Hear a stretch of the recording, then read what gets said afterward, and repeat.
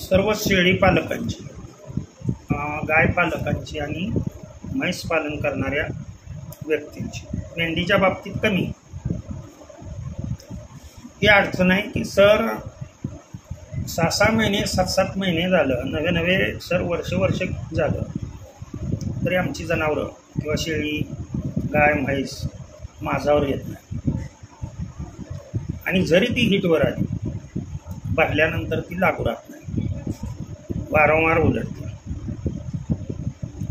तर अशा वेळेला काय करावं सर, असे बऱ्याच जणांच्या कमेंट्स आणि फोन्स आहेत. पाठीमागे व्हिडिओ केला होता अपलोड मी, परंतु तो बऱ्याच जणांच्या पाहण्यात आला नसेल म्हणून मी पुन्हा एकदा हा व्हिडिओ सांगतोय. परंतु तो गेला, तो व्हिडिओ वेगळा, हा व्हिडिओ वेगळा, याचा काय संबंध. आलं का?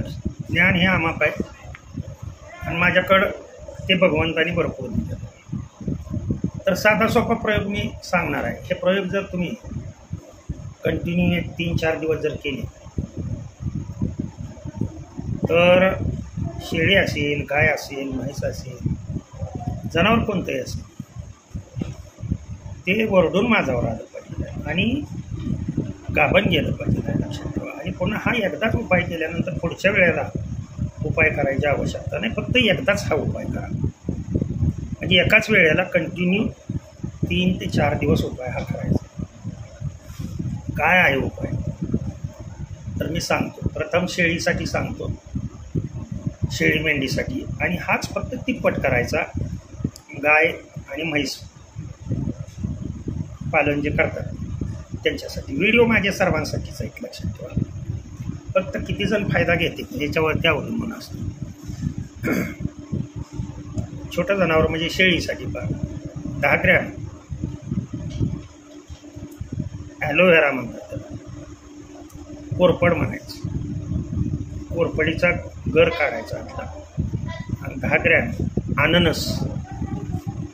अननस मिळतं कुठे, अननसचा गाभा,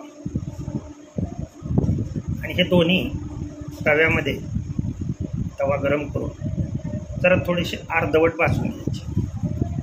लक्ष द्या या गोष्टी, अर्धवट भाजायची, पूर्णतः भाजायची नाही. याच्यामधले पदार्थ फक्त बाहेर पडले पाहिजे एवढंच भाजायचं. तसंच लसणाच्या 6 पाकळ्या अर्धवट भाजून, म्हणजे वरचं त्याचं टरफल निघून जाईल, अशा पद्धतीनं करायचं. आणि 10 ग्रॅम गूळ, हे भाजलेलं जे मी सांगितलं अर्धवट भाजलेलं, काय अर्धवट भाजले तुम्ही 3 पदार्थ अर्धवट भाजले. एक कोरपडीचा गर, दुसरा अननसचा गर, आणि तिसरा 6 लसणाच्या पाकळ्या. मोठ्या जनावराच्या बाबतीत हे तिप्पट करायचं. आणि त्याच्यामध्ये 10 ग्रॅम गूळ मिसळायचं. मिक्सरमध्ये हे एक जिन्सी मिश्रण करून घ्यायचं. हे एक जिन्सी आलेलं मिश्रण लक्षात ठेवा. सकाळी तयार केलेलं मिश्रण संध्याकाळी वापरलं तरी चालतं.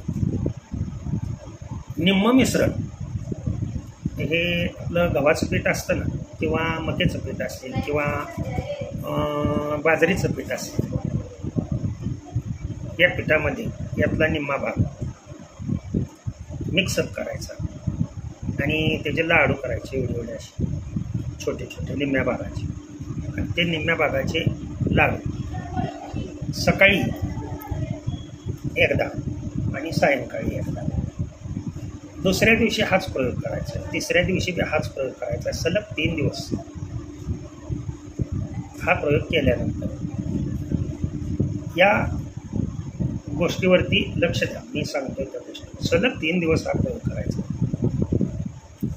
4थ्या आणि 5व्या दिवशी काय करायचं तर यांनी गर्भाशयाचे सर्व रोग,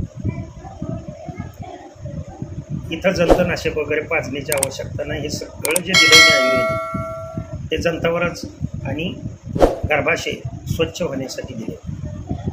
डायजेस्टिव्ह सिस्टीम स्वच्छ होण्यासाठी दिलेला आहे. आलं का लक्षात?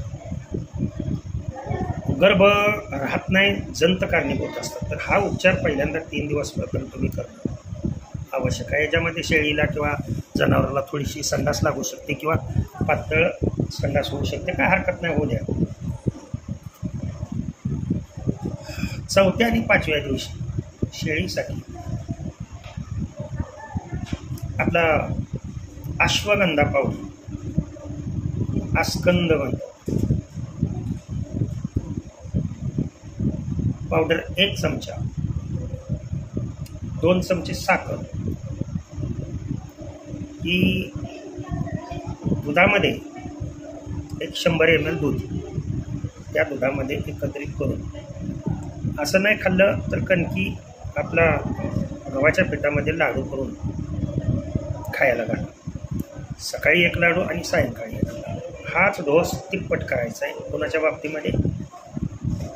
म्हैस गाय ज्यांची आहे त्यांच्यामध्ये. आणि हे जे मी सांगतो प्रयोग लक्षात ठेवा, हे जर व्यवस्थितरित्या केलं तर तुमची गाय असेल, म्हैस असेल, शेळी असेल, 10 दिवसाच्या आत माझावर येईल. शेळी माझावर आली, भरल्यानंतर काय करायचं हे महत्त्वाच्या गोष्टी. कारण भरल्यानंतर तो तयार झालेला जो जायगोट आहे, युग्माणू म्हणतात, तो शरीराच्या बाहेर जाता कामा नये. तो जायगोट हा युटेरसला चिकटला पाहिजे. नाहीतर तो जायगोट एवढा असतो, तो जर बाहेर पडला, तुम्ही कितीही वेळा बोकड दाखवला किंवा तुम्ही कितीही वेळा गाय भरली तर ती उलटणारच आहे, जर हा प्रयोग पुढचा नाही केला. हे प्रयोग जे आहेत ते जबरदस्त, म्हणजे सर्व शरीराचं स्वच्छ होऊन हिटवर येण्यासाठी हा सांगेल.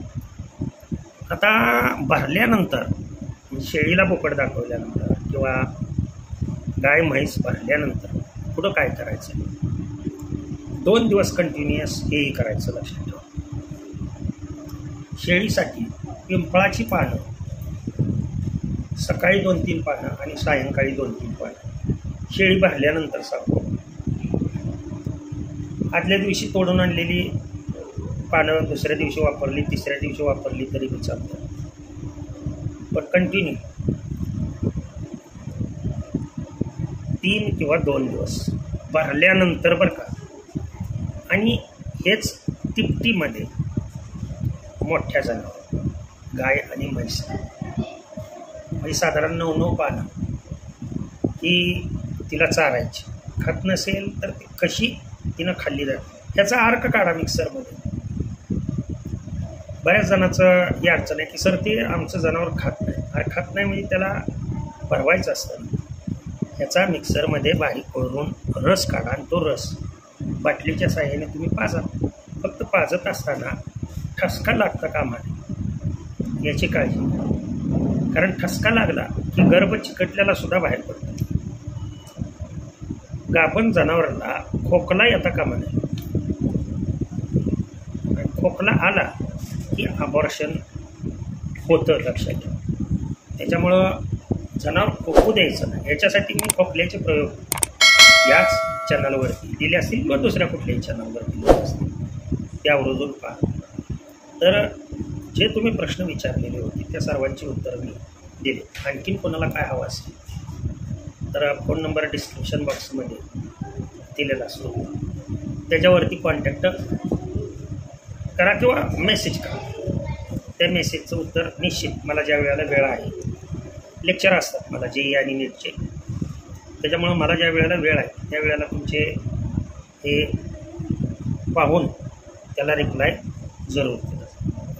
ओके. रामकृष्ण हरी, विठ्ठल केशव.